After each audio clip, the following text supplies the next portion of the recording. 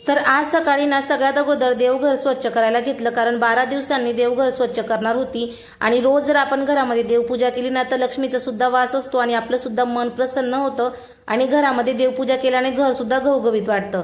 आता 12 दिवसापासून देवपूजा नसल्यामुळे ना घरामध्ये असं अजिबात मन सुद्धा लागायचं नाही किंवा चित्त सुद्धा लागायचं नाही, कारण देवपूजा केल्यानंतर आपण येताना जाताना देवांच्या समोरचा लागलेला दिवा बघताना ते फुलं वाहून आपण जेव्हा बघतो ना तेव्हा आपलं मन खूप प्रसन्न होतं. तर आज मी देवपूजा करायला घेतली होती 12 दिवसानंतर, म्हणून सगळ्यात अगोदर सगळं स्वच्छ करून घेतलं आणि देव सुद्धा तामांमध्ये काढून घेतले. देवघरातले फोटो सुद्धा धूळचे भरलेले होते, त्याच्यामुळे त्यांच्यावरची सगळी धूळ पुसून घेतली आणि आसन सुद्धा बदलून घेतलं. तर सगळ्यात अगोदर देव वगैरे धुवून घेतले. देव वगैरे धुतल्यानंतर लगेच मी फुलं सुद्धा वाहून घेतले आणि फुलं वाहून घेतल्यानंतर लगेच मी देवांचा दिवा सुद्धा लावून घेतला. आणि त्याच्यानंतर ना देव वगैरे धुवून फुलं वाहून देवघर इतकं छान दिसत होतं ना, तर देवघर बघितल्यानंतर मन अगदी प्रसन्न होऊन गेलं.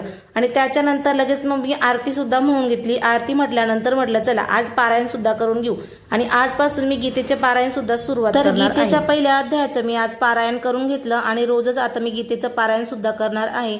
त्याच्यानंतर पारायण झालं आणि लगेच मी चहा सुद्धा ठेवून घेतला. तर आज मला चहामध्ये ना मलाई घेण्याची खूप इच्छा होत होती, त्याच्यामुळे मी दुधावरची मलाई काढली आणि कपमध्ये टाकून घेतली आणि लगेच चहा सुद्धा ओतून घेतला. गरम गरम चहा घेतला आणि बघा चहा किती छान दिसत होता.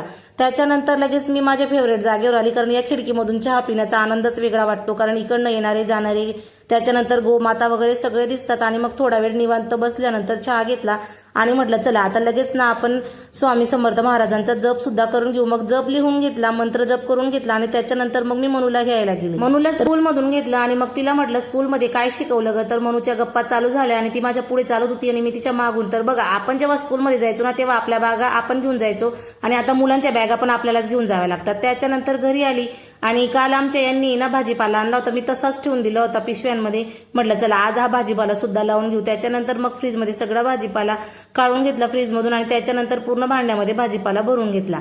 तर आमच्या यांनी ना मिरच्या आणल्या होत्या भज्या तळण्यासाठी, तर त्यांना ना मिरचीच्या भज्या खूप आवडतात.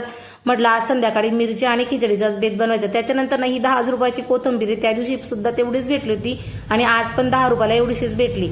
आणि आज मग लगेच म्हटलं चला डीमार्ट मधून किराणा करून आणायचा, पण मी काय गेली नव्हती, कारण मी गेल्यानंतर ना खर्च वाढतो. त्याच्यामुळे मी मनूच्या पप्पांनाच पाठवलं. मग त्यांनी त्यांच्या बजेटमध्येच तो किराणा आणला. मग आणल्यानंतर लगेच मी तो किराणा सुद्धा लावून घेतला आणि त्याच्यानंतर मनूचे बिस्किट वगैरे पण ठेवले आणि साबण वगैरे पण ठेवून दिला. तर भेटूया उद्याच्या ब्लॉगमध्ये. आज पुरता एवढंच, बाय.